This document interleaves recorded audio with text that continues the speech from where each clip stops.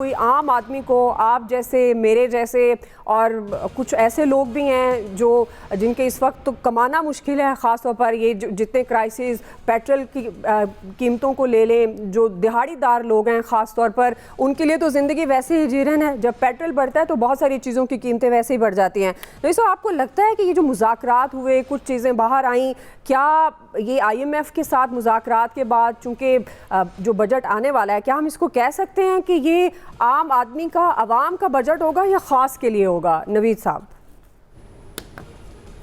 अच्छा दुआ, देखें आपने अपने इंट्रो में पेट्रोलियम लेवी का जिक्र किया। देखें हम आवाम की बात कैसे करें, यानी आवाम का बजट कैसे होगा कि पेट्रोलियम लेवी 2018-20 में पेट्रोलियम लेवी पर लीटर जो थी वो 15 रुपए थी।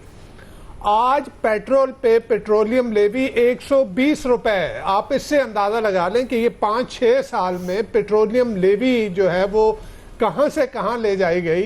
क्या ये जो हमारे इक़्तिदार के ईवानों में बैठे हैं, क्या इन लोगों को ज़रा बराबर इस बात का एहसास है कि ये आवाम किस तरह से जो है वो ज़िंदगी अपनी कर रहे हैं? मसला क्या है? देखें, मसला हमारा ये है कि हमारी इकोनॉमी जो है वो ICU में है, वो लाइफ सपोर्ट है, और लाइफ सपोर्ट जो है वो IMF की तरफ से है। अब IMF की लाइफ सपोर्ट के ऊपर जो है आपकी मईशत चल रही है, तो आपको तो हर वक्त धड़का यही धचका लगा रहता है कि जी कहीं से वो लाइफ सपोर्ट जो है अगर वो छिन गई तो क्या होगा। तो आप IMF की हर एक शर्त को, जैसे आपने खुद ही जिक्र किया कि तकरीबन 70 से ऊपर शराइत जो IMF की हैं, आप जो है ना वो एक्सेप्ट कर चुके हैं। आप तो अवाम के लिए नहीं है। एक सबसे जो इम्पोर्टेंट चीज़ कि ये गवर्नमेंट जो है ये अवाम की मुंतखब और अवाम की नुमाइंदा गवर्नमेंट तो है नहीं। ये तो सबको पता है कि 2024 का फरवरी का जिस तरह का इलेक्शन था, कौन एक अशराफिया को, कौन सी अशराफिया ने ला के बिठाया, और वो अशराफिया जो है उसी अशराफिया के मफादात का जो है वो तहफ़्फ़ुज़ करेगी। वो आपके लिए, मेरे लिए, अवाम के लिए वो नहीं करेगी।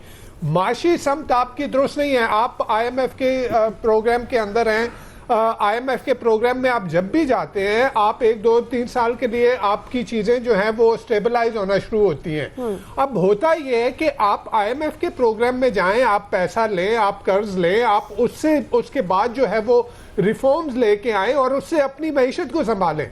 लेकिन यहाँ क्या है, यहाँ बूम और बस्ट है कि जी आपके पास पैसा आया, आपकी मईशत, आपने जो है वो मैक्रो इकोनॉमिक स्टेबिलिटी आपको नजर आई, आपने देखा इन्फ्लेशन जो है वो स्टेबलाइज हो गई, आपका एक्सचेंज रेट ठीक हो गया, आपका इंटरेस्ट रेट ठीक हो गया। तो ये सारी चीजें जो है वो IMF के पैसे जब तक आपके पास हैं तो आप तो चलते रहेंगे। अब इस दौरान आप मुझे बताएं कि हमने यहाँ पे कौन सी इस्लाहत की हैं, कौन सी रिफॉर्म्स की हैं कि हम उसके जरिए जो है वो अपनी मईशत को स्टेबलाइज करें। आज जो है वो एक जो है वो गवर्नमेंट की मीटिंग के अंदर जो है वो एहसन इकबाल साहब, प्लानिंग मिनिस्टर साहब ने जो है वो खुद जो है वो बरस पड़े, वो खुद फूट पड़े कि देखें ऐसे कि पैसे, आपके पास कर्ज है, आप कर्ज के ऊपर बैठे हुए हैं, और वो कर्ज जो है आप रोल ओवर करवा के किस तरह से आप जो है वो इस मुल्क को चलाएंगे। ओवरऑल आप देखा जाए इस मुल्क में आपकी गुर्बत की शरह को देखें, यानी गवर्नमेंट जो है वो गुर्बत की शरह बता रही है कि 30-32% है जी। लेकिन मजे की बात यह है कि गवर्नमेंट का जो गुर्बत का मायार है वो 8,500 रुपए, यानी वो फैमिली जो 8,500 रुपए जो है कमाती है वो गरीब नहीं है हुकूमत के खाते में। उसके बावजूद तकरीबन 7 करोड़ लोग जो है आपकी गुर्बत की लकीर से नीचे जिंदगी गुजार रहे हैं। इंडिपेंडेंट सोर्सेज ये कह रहे हैं कि तकरीबन 45% आपके यहाँ जो है वो गुर्बत है। आप अनएम्प्लॉयमेंट को देखें कि जिस तरह से जो बेरोजगारी की शरह बढ़ी है, आप देखें कि इन्फ्लेशन की जिस तरह से शरह बढ़ी है, आप ये देखें कि आपने एक्सपोर्ट्स, खुद ही कहा जा रहा है कि तकरीबन 7% से आपकी एक्सपोर्ट जो है वो कॉन्ट्रैक्ट हुई है। सिर्फ अप्रैल का उठा के जो है वो ट्रेड डेफिसिट देख लें कि आप $6.5 अरब की इंपोर्ट्स कर रहे हैं और एक्सपोर्ट क्या हो रही है 2-2.25 अरब की। आप 10 महीने का जो बैलेंस ऑफ ट्रेड उठा के देख लें, उसमें आप $30 अरब के करीब जो है वो आपका डेफिसिट तो आप किस तरह से, अच्छा इशू वही है कि आप तो रिफॉर्म्स कर नहीं रहे, एक्सपोर्ट आपकी बढ़ नहीं रही, इंडस्ट्री आपकी लग नहीं रही, फॉरेन डायरेक्ट इन्वेस्टमेंट आपके पास आ नहीं रही, आपके पास फिर बचता क्या है? आपके पास बचते हैं अवाम जी, आप और मैं। हमारे ऊपर जो है वो इनडायरेक्ट टैक्सेस लगाते रहे, हमसे हमारा खून निचोड़ते रहे, और वो भी अभी भी एक जो चीज सामने आई है कि गवर्नमेंट ने ताजर बरादरी के लिए कि जी 25,000 रुपए सालाना आप टैक्स दें, आपका कोई ऑडिट नहीं, कुछ नहीं, बस ये जो है 25,000 रुपए, यानी वो ट्रेडर जो मिलियंस कमा रहे हैं, उनसे ये और मैं और आप जिनकी तनख्वाह से हमारे गले के ऊपर हाथ रख के जो है वहां से उठा लिया जाता है। क्यों? हर तरफ माफिया हैं, ताजरों की माफिया है, लैंड माफिया है, फलाम माफिया है, फलाम माफिया है। अवाम बेचारी की कोई माफिया नहीं है। अवाम इनके सामने, क्योंकि वो कुछ कह नहीं सकते, वो एहतजाज करते हैं, वो निकलते हैं, सामने आते हैं, आप उठा के उनको जो है वो जेलों में भर देते हैं। आवाज उठाने की आपको जो है वो नहीं है। तो अवाम जब तक उनको ये नहीं होगा कि नुमाइंदा गवर्नमेंट होगी, ये नहीं होगा कि उनको आवाज उठाने का हक दिया जाएगा, वो ऐसे ही पिसते रहेंगे। उनके लिए गवर्नमेंट जो है वो कुछ नहीं करेगी, वो अशराफिया के लिए करेगी। सही सही जी। आया साहब, आपको भी लगता है कि अशराफिया के लिए करने जा रहे हैं? वजीर खजाना कहते हैं कि बजट में आवाम पर कम से कम हम बोझ डालेंगे। दूसरी तरफ 200 अरब के नए टैक्सेस लगने का भी खदशा है।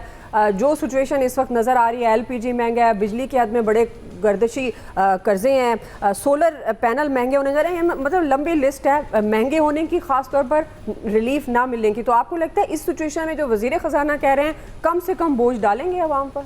ये तो बोझ डालते नहीं हम पे, आप तो बिलावजह आप लोग शिकवा करते हैं। पेट्रोलियम लेवी की बात की है नवेद साहब ने, ये रियासत चैली लेवी पे रही है, और आवाम के हिस्से में क्या है, कैपेसिटी चार्जेस हम मुसलसल वो देते जा रहे हैं। उसके बाद अल्लाह खैर सल्ला 25,000 ताजर दे देगा साल का, बस ठीक है, वो भी मैक्सिमम है ना, वो मिनिमम इन्होंने किया, लेकिन वो मैक्सिमम ही समझें उसको। वो ताजर बड़े आराम से कहते हैं यार एक वकील करते हैं हम, उसके बाद थोड़ा सा टैक्स भरा और आराम से निकल आए। ये इस मुल्क के अशराफिया के लिए ही ये मुल्क बना था मेरे ख्याल में, और वो बिल्कुल ठीक कर रहे हैं जो उन्हें करना चाहिए। अभी जो आदादोशुमार सरकारी मैं बात कर रहा हूँ, मैं के आए हैं सिर्फ कि वो रिकॉर्ड सतह पे पहुँच गई महंगाई 11.6%, ये सरकारी आदादोशुमार हैं। वो जिस तरह नवीद साहब गुर्बत के सरकारी आदादोशुमार पेश कर रहे थे, तो ये तो आपको यकीनन इसको कोई 10 गुना बढ़ा लेना चाहिए जो सरकार दे रही होती है हमें आदादोशुमार। अब इंडियन पंजाब है आपके सामने, 600 यूनिट तक बिजली फ्री वहाँ दे रहे हैं, और हम यहाँ वो जहाज़, लग्जरी जहाज़ का टैक्स दे रहे हैं, और टैक्स देने पड़ेंगे। मुझे सबसे ज़्यादा डर 2 चीज़ों से लगा करता है हमेशा बजट से पहले।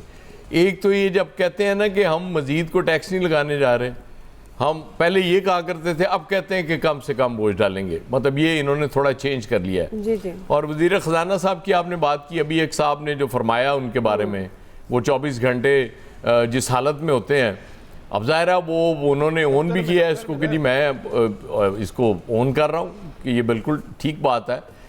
आप इससे अंदाज़ा कर लें हमारी बेबसी का कि जो लोग मुसल्लत हम पे किए गए हैं वो जो मर्जी चाहे करें, जैसा मर्जी उनका कंडक्ट हो, हम उस पे बात ही कर सकते हैं, सिर्फ किसी पे असर नहीं होता कि यार ये बंदा क्यों है, मतलब क्या ख़त्म हो गया है। कहा तो ये जाता है ना कि यहाँ वो ब्रेन ड्रेन नहीं ब्रेन गेन है, तो जिस मुल्क में ब्रेन गेन हो रहा होता है वहाँ आपको एक मुतबादल वज़ीर ख़जाना नहीं मिल सकता। IMF का बहुत होता है जी कि वो जी बर्बाद कर दिया इमरान खान ने, वो IMF के पास चला गया, आप ही निकल जाते यार उससे। आप तो बहुत एक्सपीरियंस लोग थे, बड़े समझदार लोग थे। जो होने वाली है ना दुआ हमारे साथ, वो बिल्कुल आज एक वो खातून बड़ी अच्छी उसकी मिसाल दे रही थी कि वो आपने कभी रॉ निकालते हुए, रस निकालते हुए गन्ना देखा होगा ना, बेलने में डालते हैं, जी। उसके बाद वो फिर उसको दोबारा डालते हैं ताकि उसके आखिरी कतरा तक निचोड़ लिया जाए, और हमसे आखिरी कतरा निचोड़ने तक की तैयारी तो हो चुकी है। अब वो बर्दाश्त ज़ाहिर है, वो मेरा ख्याल है कि जो हम लोगों की हालत है, जिस तरह से हम हर चीज़ बर्दाश्त कर जाते हैं, वो छितर बढ़ाने वाले की ज़रूरत है कि उनको लोग बढ़ा दिए जाएं, हमें ज़्यादा मारें, ये कम है इस वक्त ना, और कोई हालत नहीं है।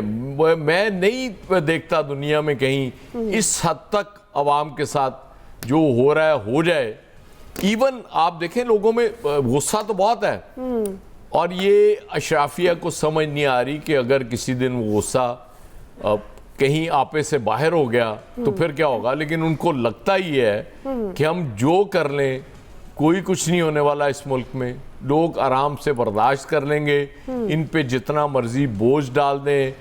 आप बिजली के बिलों का ही देख लेना जी, ये सेल्स जीएसटी है, ये फ्लाट टैक्स है, ये और अदर टैक्सेस, मतलब वो कहाँ से आगे भाई। बैंक्स इस मुल्क में सबसे ज़्यादा कमा रहे हैं, वो जो टैक्स लगा देते हैं, वो जो बढ़ाते जाते हैं, उस पर कोई उनसे पूछने वाला नहीं है।